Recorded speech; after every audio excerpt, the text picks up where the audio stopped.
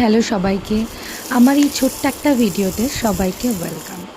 আজকে কোনো মাছ, মাংস এই সমস্ত কিছুই খেতে ইচ্ছা করছিল না। বিশেষ করে কোনো ঝোল, ঝাল বা ডাল কোনো কিছুই ইচ্ছা করছিল না। ইচ্ছা করছিল যে শুকনো, শুকনো কিছু খেতে।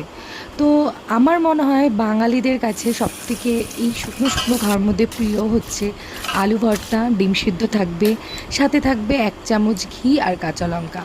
তো সেই মতোই বানিয়ে নিয়েছিলাম বাসমতি চালের এই ভাতটা।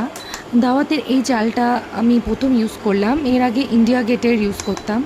তো এই চালটার গন্ধটা বিরিয়ানির যে চাল হয় সেরকম লাগলো না, বাট ঠিক আছে, খাওয়া গেছে, খারাপ নয়। তো ভাত বানিয়ে নেওয়ার পর আলু ভর্তা বানিয়ে নিয়েছিলাম, সাথে ডিম সিদ্ধ বসিয়ে দিয়েছিলাম। ডিমটা আমি বেশিরভাগই না ইন্ডাকশানেই করি, কারণ ইন্ডাকশানে টাইমার দেওয়া থাকে, তো আমার খুব সুবিধা হয় যে আমি যেরকম টাইপের ডিম সিদ্ধ খেতে চাই তো সেরকম হয়ে যায়। আর সাথে নিয়েছিলাম ঘি আর কাঁচা লঙ্কা।